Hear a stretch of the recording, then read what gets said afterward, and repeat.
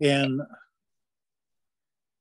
then do you think that the objects that are there are worth more than 100? yes, that was one of the stipulations. All of the art is donated by local artists. Some of them are internationally known.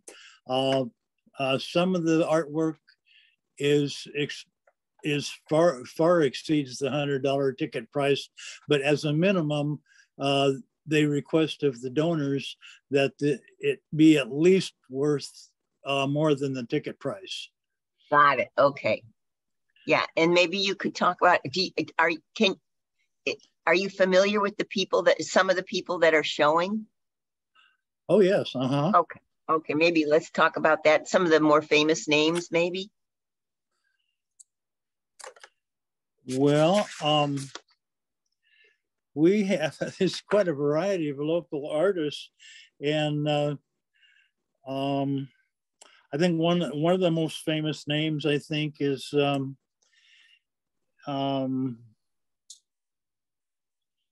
Ted Gall, who does these beautiful, complex bronze sculptures.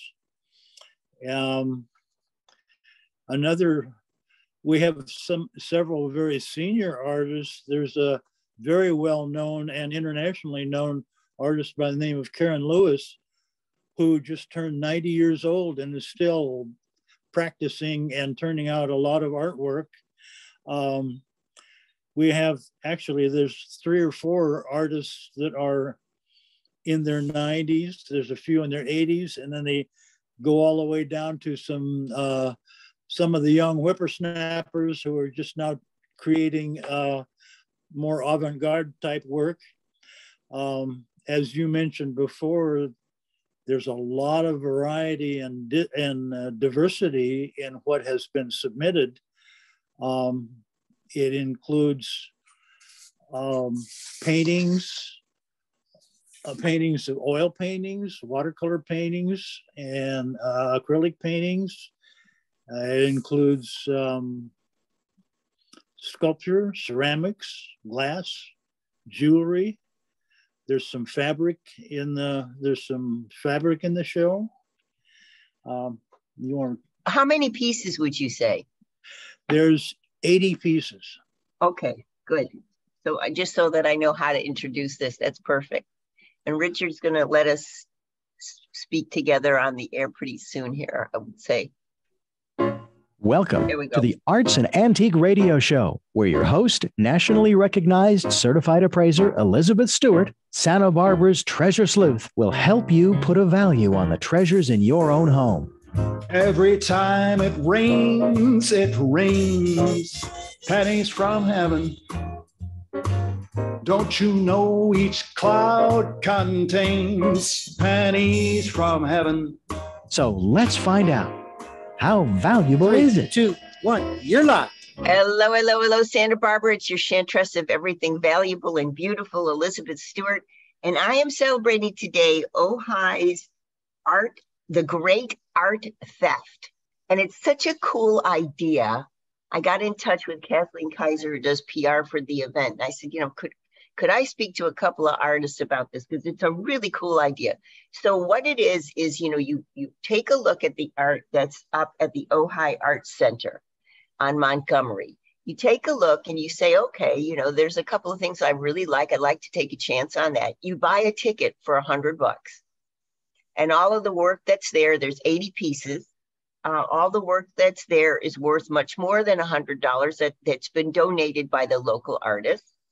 And on September 25th, there's a drawing, and the names that are drawn get to choose their pieces. And it's going to be a party on the 25th to do so. And I think it's a great idea. It's a great way to just look and see the community of Ojai's artists' work. And to talk about this a little, I have Yvette and Richard Franklin with me. They're both artists, married couple, but both artists. And let me introduce Richard first. Richard went to Ojai in his teens and he thought about living there until 2002. They bought their home there and they moved to Upper Ojai in 2014. He was formerly with the Department of the Navy as a management analyst, working in Washington and for about 30 years. They enjoy their cats, their dogs, and they love to create. Yvette is a jewelry artist, and she's working in fused glass. She teaches for the Beatrice Wood Center for the Arts. And then she also is, of course, hanging in the show. Richard, oh, excuse me. So Yvette was with the Department of the Navy as a management analyst. Richard is a ceramicist and an architect. He has had a career as an architect. He has always made time to work in the arts. He loves to draw. As a matter of fact, I looked at his website. He's got some wonderful drawings. He works in three-dimensional sculpture and ceramics, loves to travel. He was associated with the Torpedo Factory Art Center in Alexandria, Virginia, and he showed regularly there. And now he is hanging also at the Great Art Theft at the Ojai Art Center. And I just want to start the interview. Richard, so you are an architect, but you turned always to the arts. What media did you start with? Well, I studied both architecture and art concurrently when I was at Washington State University. And so I guess a lot of the architectural practice is I just did an awful lot of drawing. I just did drawings after drawings, and I got involved in life drawing. So I did a lot of figurative work, and then as time went on and I got involved in my career, I continued to do artwork whenever I had time. I did ceramics and sculpture, and I continued with my figurative drawing, and I've been teaching figurative drawing classes over the years, and I still continue to have figure drawing, life drawing workshops at the Ojai Art Center. That's ongoing right now. I see. Okay. And Yvette, what about you? Oh my. I've just taken a lot of classes and have a lot of interests. And right now I'm doing the fused glass. Like you mentioned, I have workshops, sometimes at my house, and also Beatrice Wood, and for Focus on the Masters. I can only take 8 students at a time. I can't handle anymore. I am, let's see. I'm very, very interested in yarn and lots of knitting projects going on. And I have done some paintings. I have a piece at the Ojai Art Center it's called The Pink Moment. And it's done in alcohol. It's done in what's called alcohol inks, where you have inks that you pour out mixed with alcohol, and it swirls all over the place and creates all these abstract designs. And I'm pretty proud of them. Oh, that's so cool. And what do you have in the Great Art Theft? What's hanging there from you? Well, I have a necklace. It's amethyst and amethyst and lapis and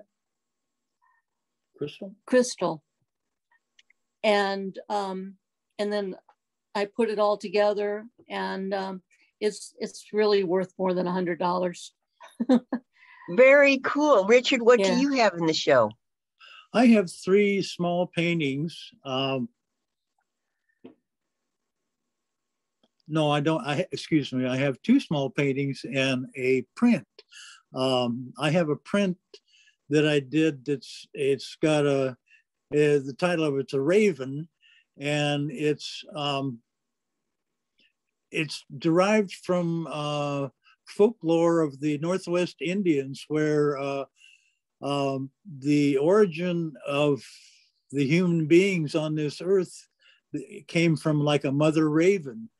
Anyway, so that's that piece. And then I have a piece, a small painting of it's a desert scene with a mysterious light coming down on it.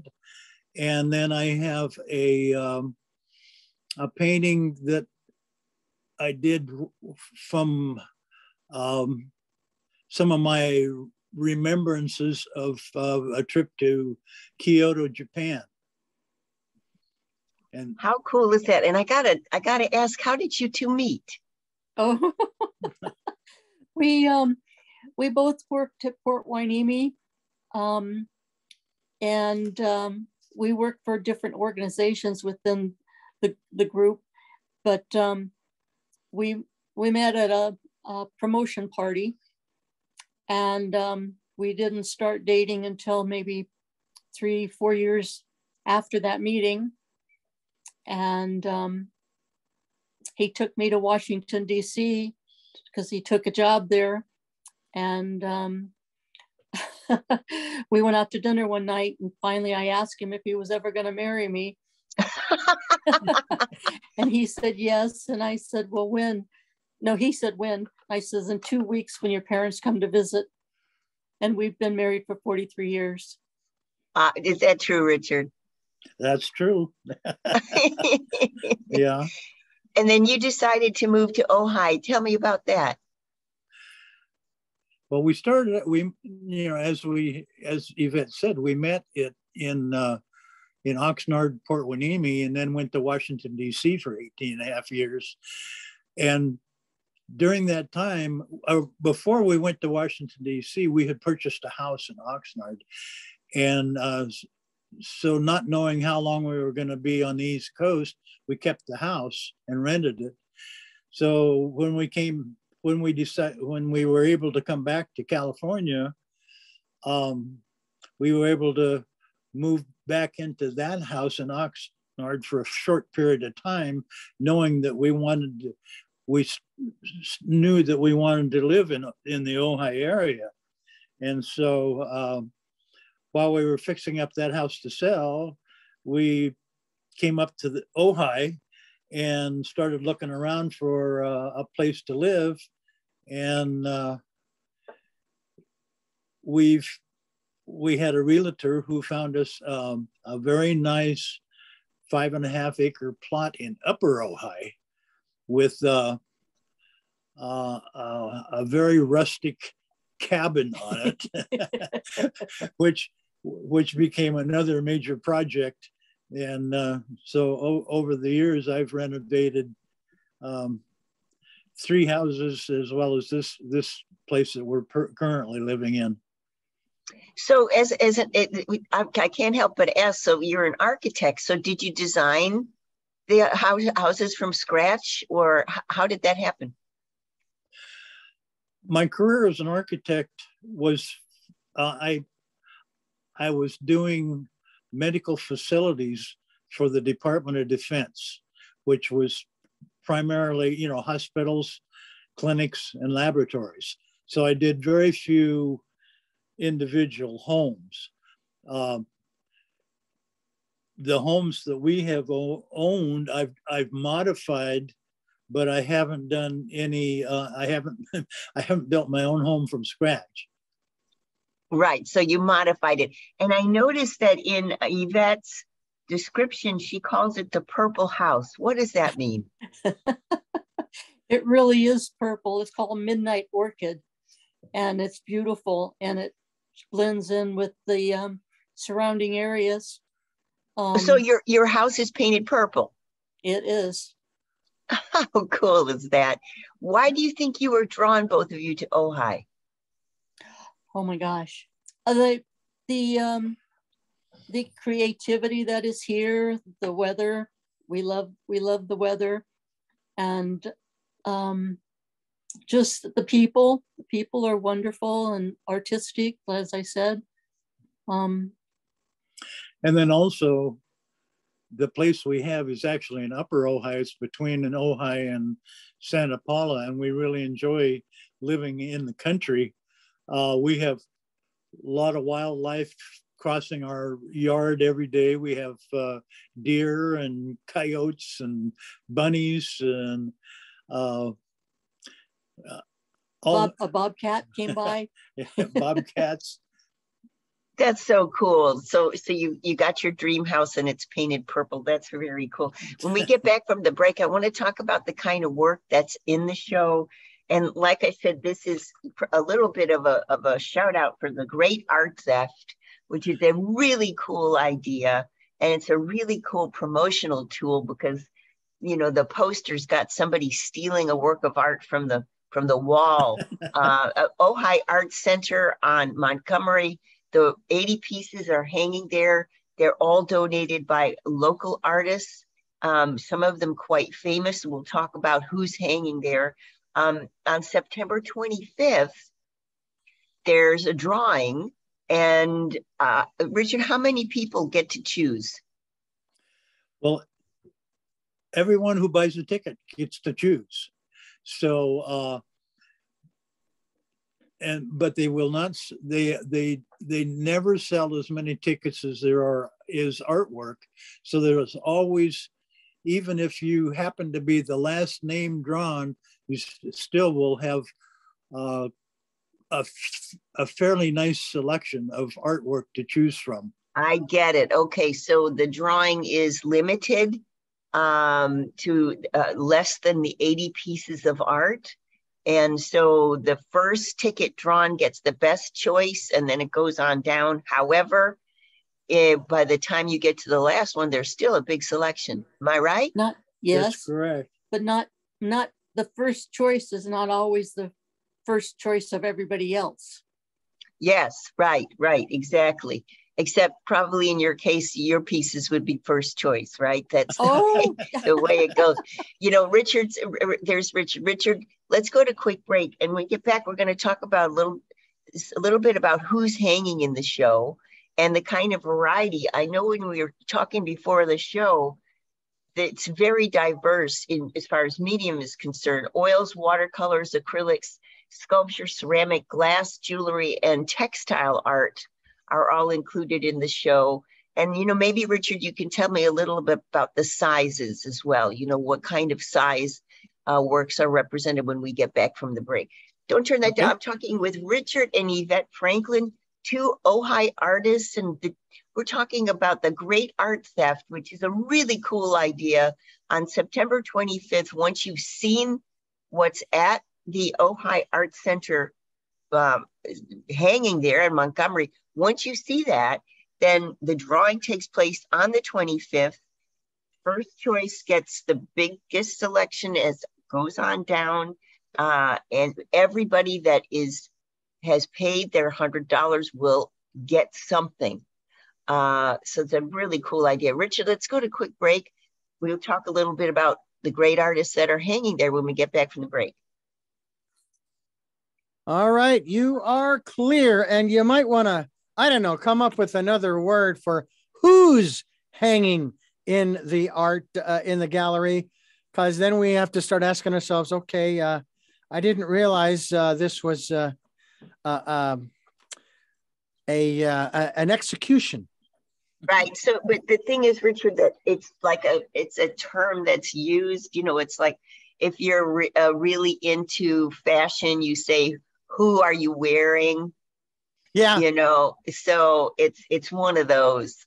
Well, I skinned Vidal Sassoon and I'm wearing him today.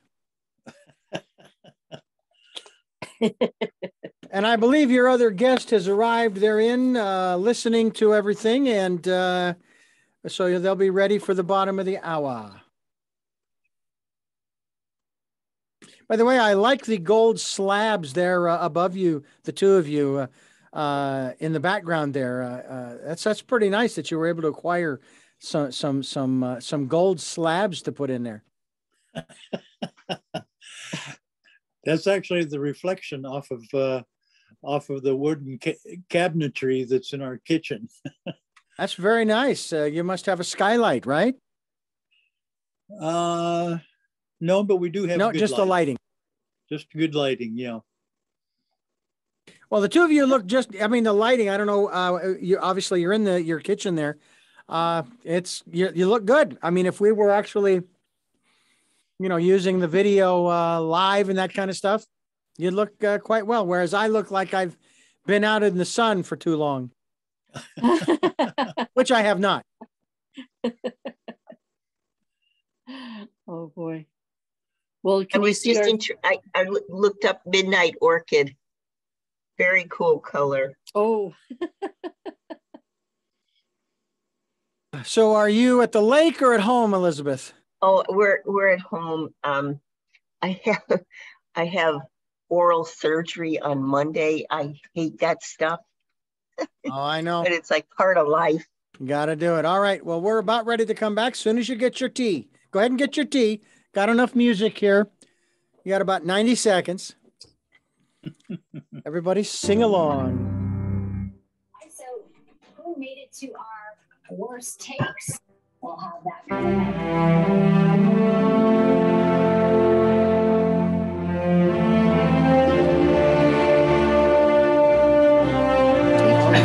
Here we go. In 3, 2, 1. Elizabeth, you're live. Welcome back. It's Elizabeth Stewart. I'm talking with Yvette and Richard Franklin about the great art theft, which is a really cool concept for a show to benefit the Ojai Art Center. And you can pick from 80 works. The drawing is on September the 25th. Everybody who buys a ticket gets to choose. The drawing establishes the order of choice. And Richard, who's hanging there? There's an amazing variety of local artists. Some of the names that many people might recognize are, well, there's Ted Gall, who does these beautiful bronze sculptures. There's huge pieces. There's small pieces. Karen Lewis, who is a painter who was trained in New York and painted in New York for a long time. There's Mark Whitman, who is one of the local architects in the Ojai area here. There's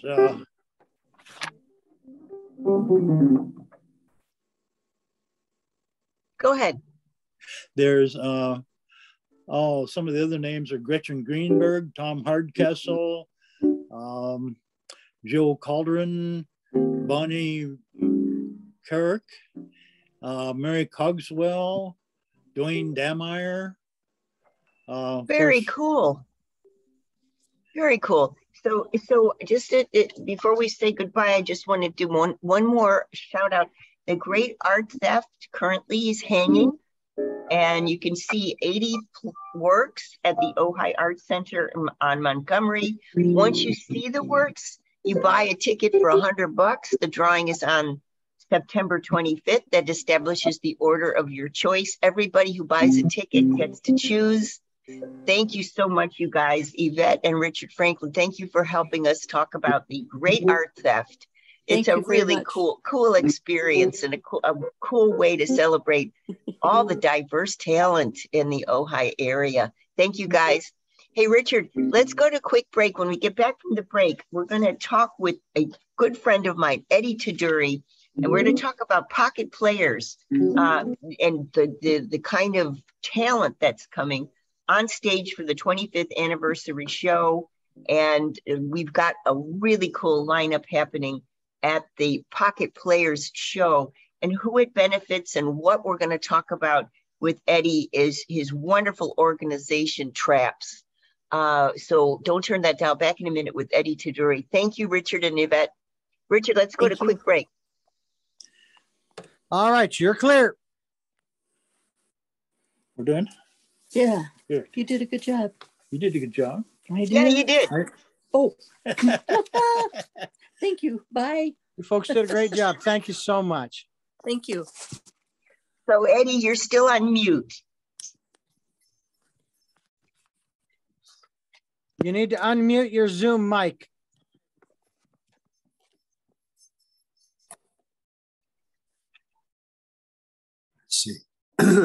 There you sorry. go. Although I don't know how it's possible with your mic turned off, I was hearing you playing your little piano in there. Not me. No, that was Jimmy. I'm sorry? That was Jimmy Caleri. I think he's still playing. I'm sitting at the piano. Oh, okay. Well, you were playing while they were talking, and it was interfering with the audio.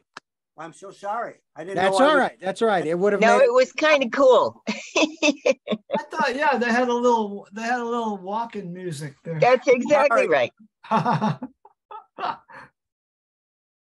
Okay. So Jimmy, we need to get on the get your picture in here. I'm trying. I'm a little new to this. Let's see here. Start the video. I don't know. There on the left, on the bottom, it'll say video, stop video or video. There I am. Okay. There you are. We got you, Jimmy. We got you. Eddie. Oh, much better. We like you better that way. There you are. Eddie, where and when is the performance? It's on September 24th at the Libero. Doors open at 7. The show is at 7:30. So a week from Saturday. Okay, excellent. And then we have Bill coming to us from the void. Oh, now. All right. Sorry, I forgot to unmute the camera. He left the void and has returned to Earth. I try to give a little less light to this. There we go. All right, ladies and gentlemen, boys and girls, here we go in 3, 2, 1. You're live. Welcome back. It's Elizabeth Stewart. I'm speaking with my friend Eddie Taduri. He's the director and founder of the Rhythmic Arts Project. We are celebrating the fact that pocket players are getting together September 24th at the Libero. Doors open at 7 p.m. The performance is at 7:30. This is the 25th anniversary show. Pocket players do R&B, rock, gospel, etc. And they are all very famous musicians that get together in benefit of the Rhythmic Arts Project, Eddie's not-for-profit. And we'll talk a little bit about that. But today joining us, I have Eddie Taduri, the director of the project, career musician for 60 years. He has played with, the Beach Boys, Dobie Gray, Del Shannon, Rick Nelson, Stone Canyon Band, Dr. John Ike Turner, the Five-Man Electric Band, Brenda Russell, Bill Chaplin, John Stewart, Steve Perry, the list goes, Engelbert Humperdinck, Dwight Yoakam, Johnny Rivers. I mean, it's a long list, but you get the picture. Eddie's played drums for many, many people. Also, I have with us Bill Bodine, who's a trumpetist, I guess you call it, composer, director, arranger, bassist, a fixture in Los Angeles music community, 25 years of touring, working with Van Morrison, Leo Sayer, the Funky Kings, Olivia Newton-John, Melissa Manchester, Joan Armatrading, Cher, Hampton Hawes, Sergio Mendes, etc. The list goes on there. I have Jimmy Caleri with us, composer, lyricist, and arranger. In the late 60s, he was a member and principal writer of the legendary Raven, a Boston, New York-based band, playing keyboards and saxophone. He toured with America. This is, as we were talking with our last two guests, Jimmy was practicing piano, which was really cool to hear. It was really fun, And so let's see. Sorry. That's okay. The Libero is the place to be on September 24th. Doors open at 7 p.m. And I betcha that the TRAP students will be there as well. So we'll talk a bit about the Rhythmic Arts Project and TRAP. And the students will join, I'm sure, Eddie, right? The students will be joining you on stage? Absolutely. Yeah, every year. Yeah. And Eddie, come a little closer to your microphone and tell us a little bit about, tell us a little bit about the Rhythmic Arts Project. I took a few notes so I would be more succinct. And I think from a teaching perspective, we never approach a student with any preconceived notions as to their level of ability. Whether that child or young adult is neurotypical or disabled, we are all intellectually different. Let's not judge anyone by how they appear. Looks are deceiving. Given what we approach, when we approach this person, expecting intelligence, openness, trust, and above all, kindness, miracles can happen. They may have a capacity for emotional knowledge, imagination, and creativity beyond our own comprehension. More times than not, we are likely to walk away surrounded by light, love, and a newfound proficiency in our teaching skills. So always expect intelligence. I think that's one of our credos here at TRAP. You know, and so it, in a nutshell, because Eddie and I've spoken a number of times before, and I actually visited his studio one time. What's really interesting about the project, the Rhythmic Arts Project, is that it uses rhythm to teach. And so there's drumming, for example, and there's various ways that the drum head is colored, and it's a really magnificent way to teach. And you know, when we think about it, Eddie, say again. It's the tactile component of the learning curve. So when we're learning how to count and even spell, or to differentiate colors, or laterality, it's all done with the drums, and it's visual, tactile, auditory combined with speech. So we're seeing the lesson. Don't look at the drum as the drum, but the tactile component of the learning curve. It's a drum, so we hear it, and we combine that with speech, visual, tactile, auditory, and speech. That's it. And how many students, and where's the learning centers? Where are they located? How many students do you serve? I made a note of that too. There's been so many places. The United States, of course, Canada, Ecuador, Thailand, Syria, Turkey, Bulgaria, Australia, Kenya, Spain, and other places in Africa now. And it's all over the world, basically. And it comes and goes. It crops up, it goes away, it comes back. So it's really everywhere. We have a very strong program in Ecuador that I'm proud of. They take it very seriously there. They look at it as a pedagogical effort, not so much as a drum or music program, but a program to teach reading, writing, arithmetic, creative thinking, social skills. So it's in a lot of places, as well as right here, of course. Yeah, and so Jimmy Caleri, piano and sax. Yes. Yeah. So how do you know Eddie? I met Eddie at a club, I don't know, maybe 30 years ago, and we hit it off immediately. I think I went to a jam.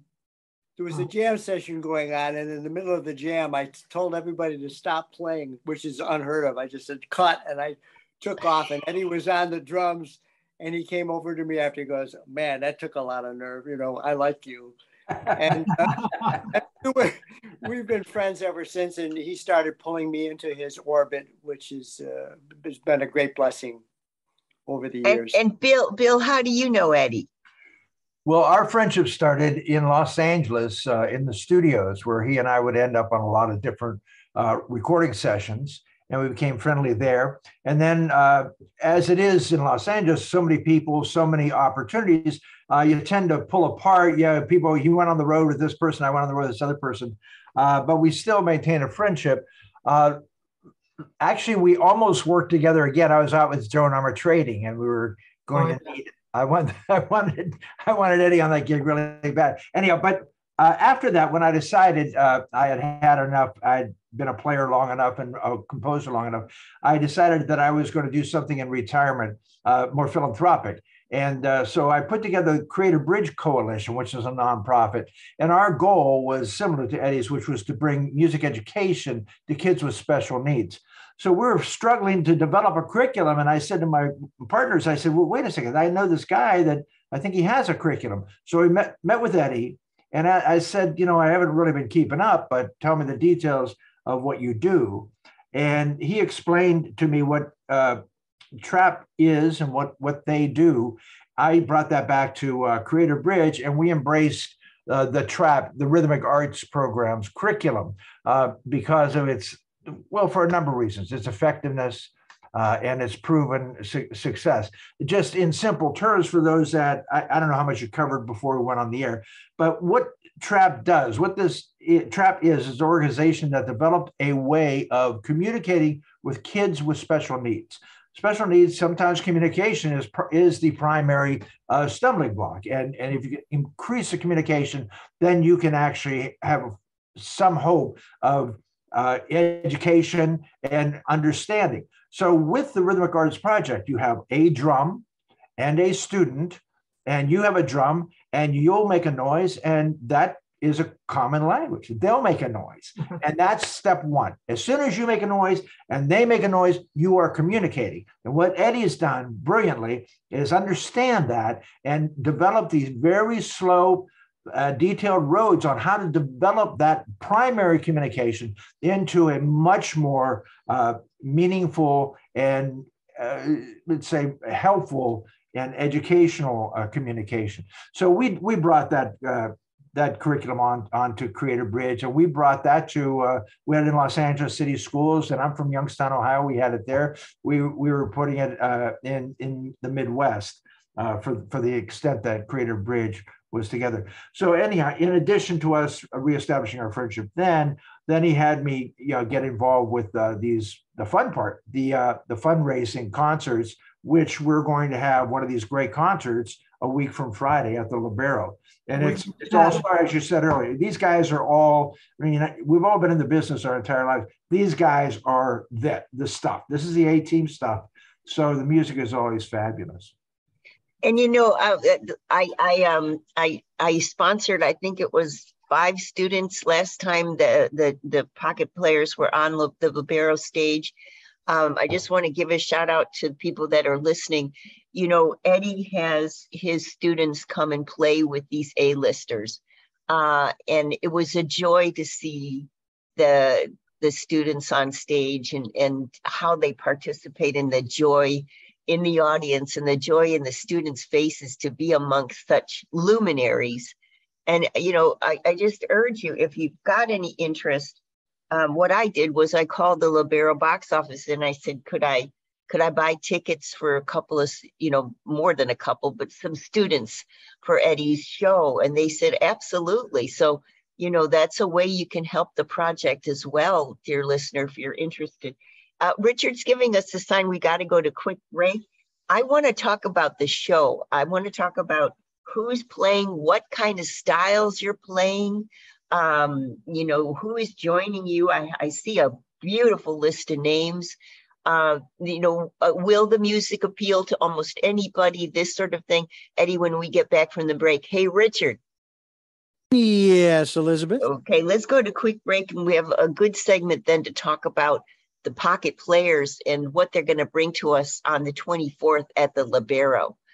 Don't turn that down. Back with these wonderful people, Jimmy Caleri, Bill Bodine, and Eddie Tuduri, members at large of the Pocket Players and career musicians. I was adding up together. You guys have let's see, 180 years of music behind you. Yeah, that's like 960 in dog years. I know it feels like 900. Yeah. So we get back, we'll talk a little bit about Pocket Players and who's coming to the Libero on the 24th. Don't turn that down. Back in a minute. And you're clear. Pocket Players. I like that. Yeah. Yeah. No one's ever called us that before. I like it.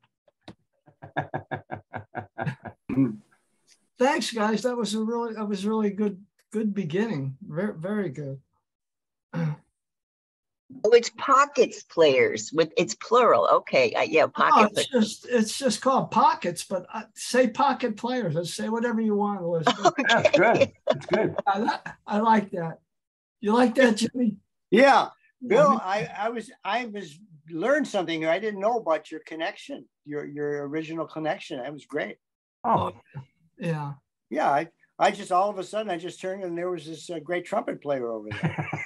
I know it had to do. He's a bass player. And bass. I know that. We know each other as bass player drummer. I mean, he was one of my favorite bass players ever. We'll have to do a gig sometime. Would you come and do a gig with me? Yeah, absolutely. All right. Yeah, absolutely. All right.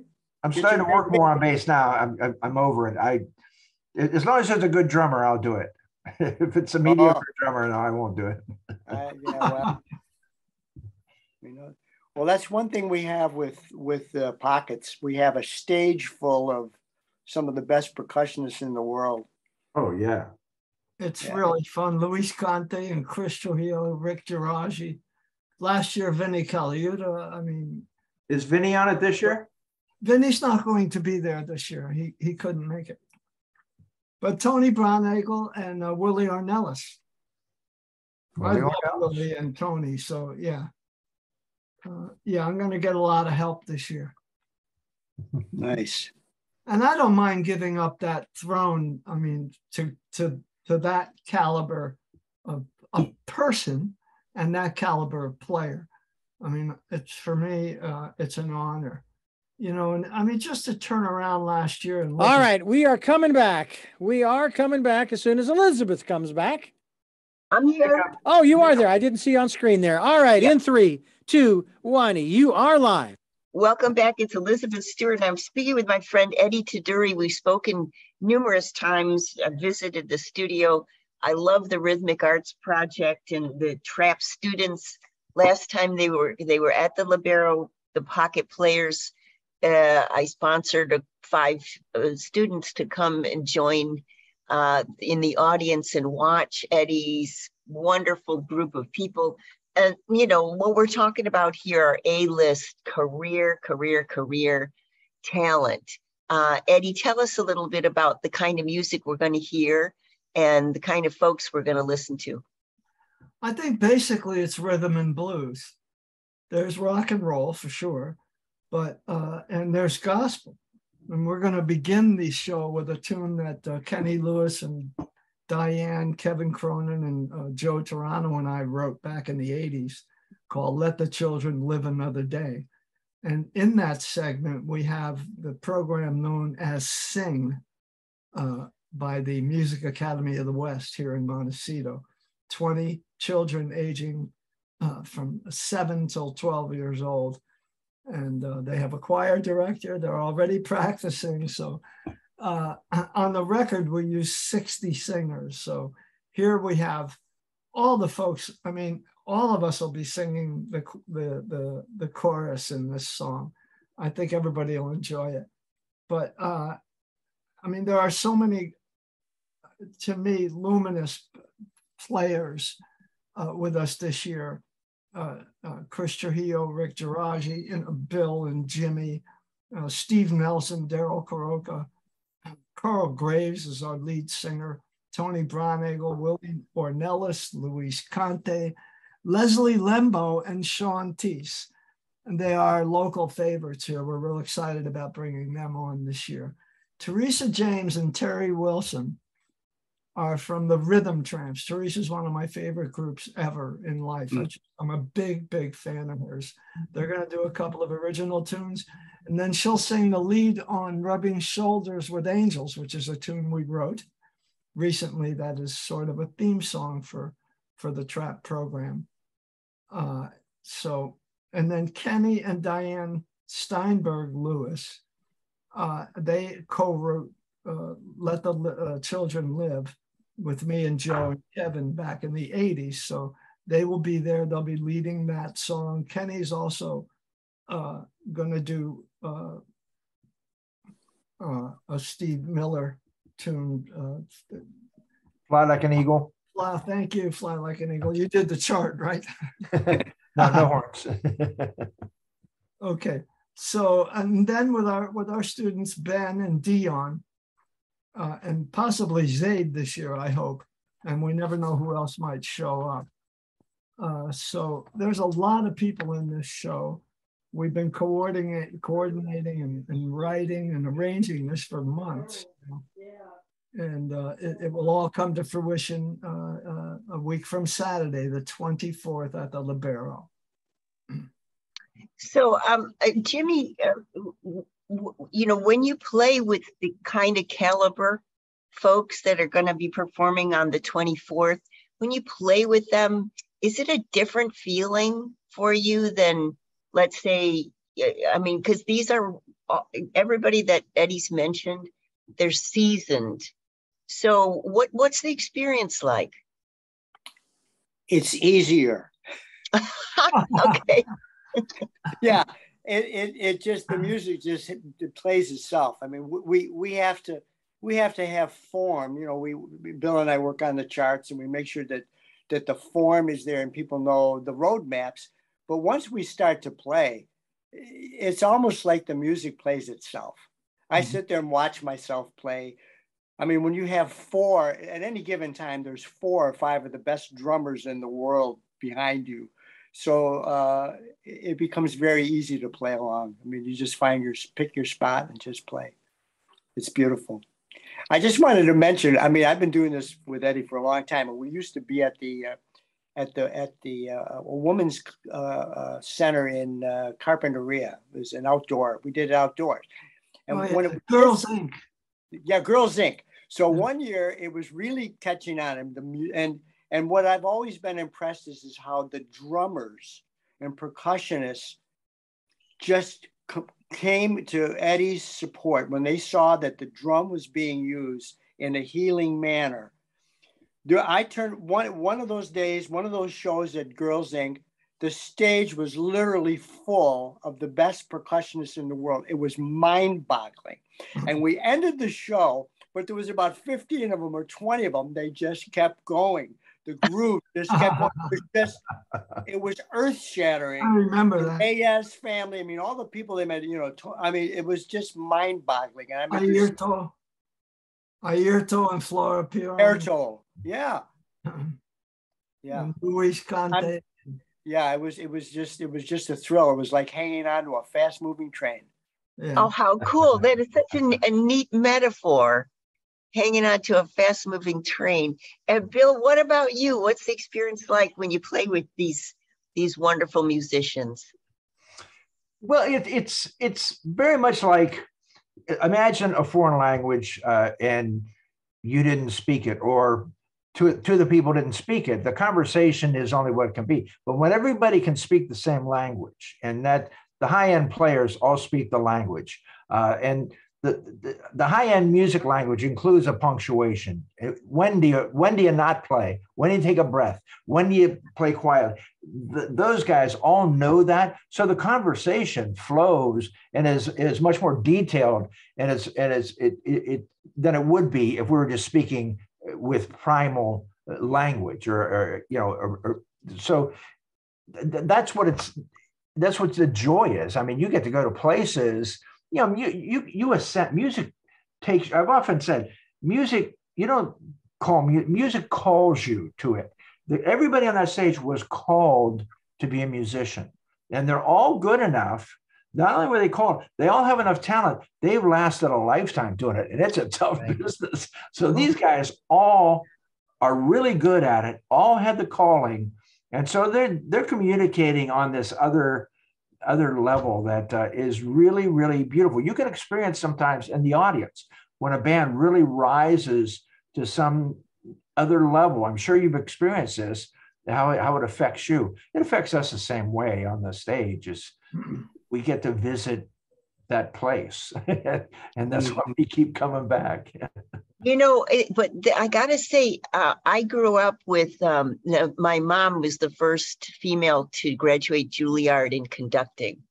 And she's a career pianist, played, you know, she accompanied the Lyric in Chicago. She was the accompanist for the Lyric. And then she taught, you know, as I was growing up, she taught consistently. And she was a little bit, when I was growing up, she was a little bit of a pain in the butt, can I say, because she had this absolute perfect pitch. And what would happen would be, you remember in the day you had those wind up alarm clocks next to your bed. So you'd wind the clock up. She could hear the gradations of the tone to figure out how lazy I was any given morning to get to school. It was nuts, her capacity to. So, I guess my question is, do you have, this is what I want to ask. So we would go every year. I grew up in Chicago. We go every year because she was the practice accompanist for the Messiah. And so so we would go and we would have the Messiah sing along in Chicago. Mm-hmm. And she and I would sit together. And as she got older, her perfect pitch went down ever so slightly. And she would be so aggravated because she'd have the score and she'd sing the note, but she could hear that it was slightly off.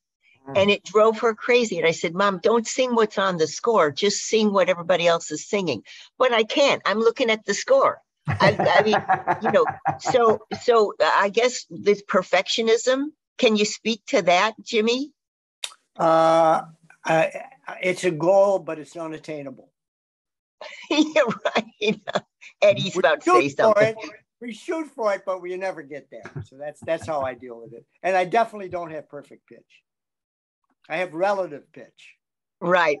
Okay. So Richard's giving us a sign. We got to go to quick break. When we get back from the break, I'd love to hear if there's any egos involved.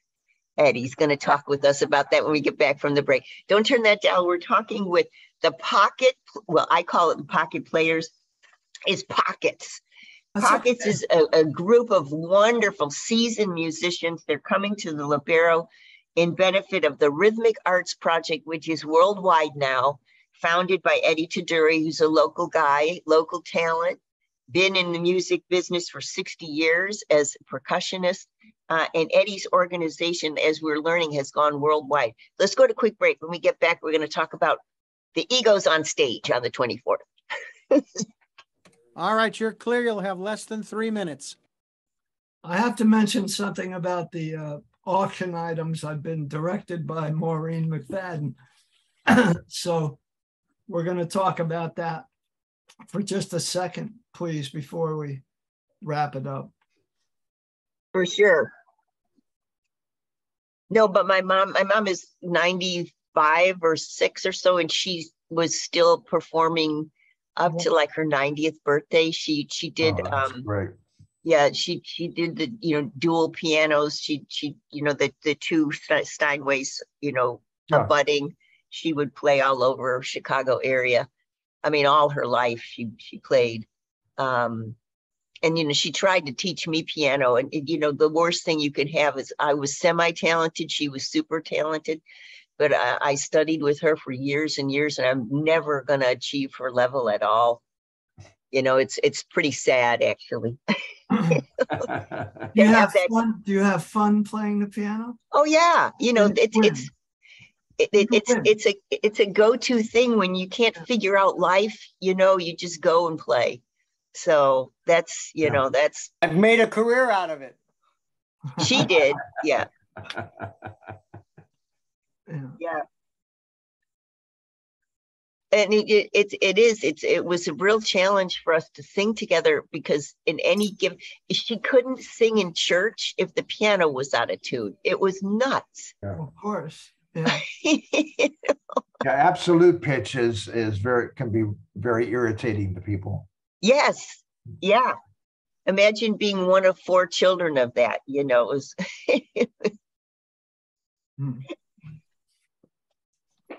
Did you ever sing around the house?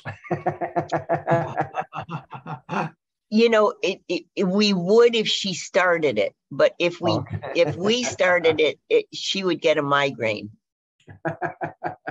Well, my wife's a singer, and I'm not allowed. All right, stand by. We are coming back. Final segment. You have 2.5 minutes in 3, 2, 1. You're live. Welcome back. Speaking with Eddie Taduri. I'm speaking with Jimmy Caleri and Bill Bodine, and we're talking about Pockets, their wonderful band that's coming to the Libero on the 25th to benefit the Rhythmic Arts Project. The 24th. Sorry, the 24th. Let's make sure we get that. Eddie, you wanted to say something quick.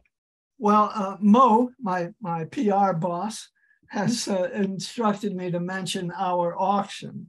We have guitars, We have a gold record. Chris Pinnock is donating from Chicago 17. Chris couldn't make it this year, but he's donating his gold record from his years with the band Chicago. We have Ace Frehley, we have Jack Cassidy, we have the whole Zach Brown band has signed a ukulele. They all played it and signed it.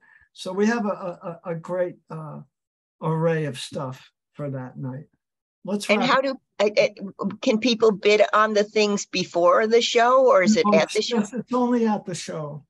Only at the show. Okay. And then we talked a little bit about the lineup. You said it's mostly rhythm and blues and some rock as well. Rhythm and blues, rock and roll, and gospel. It's soul music. Soul music. It's all soul music. Yeah. Well, I'm going to be there. I mean, I was their last performance. It was just really moving to see, and it was just an amazing event. You'll love this. This is going to be a great event. We got a lot of new people. We've added stuff, and those kids, can't wait to hear them. So, yeah, we're all excited about it. So join us all at the Libera on the 24th of September.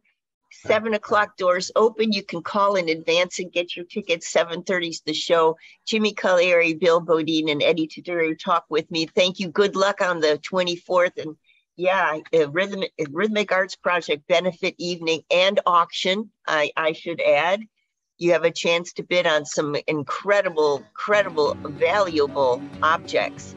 Thank you, guys. Thank you. Thanks, Elizabeth. Nice, Rich. Nice, guys. All right, you are clear. So Eddie, I'll send you this the whole link. You'll get the link to this show. You want to start about. Can you send me the Zoom as well? I think I can. Richard, can we send the video?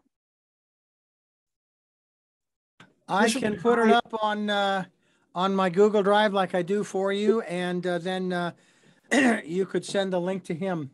Okay. So so we'll send that to you, Eddie. You can use it however you want. So if you want to put it on the website, or if you want to take it on social media, and I'll pass it around to the guys, and they can also post. Yeah, definitely. Yeah. So you can take little snippets out. We just give it to you so you can use it however. And thank you guys for being with us. And I'll see you on the 24th. Thank you very much. Thank you. Okay, thanks, guys. Thanks, Eddie.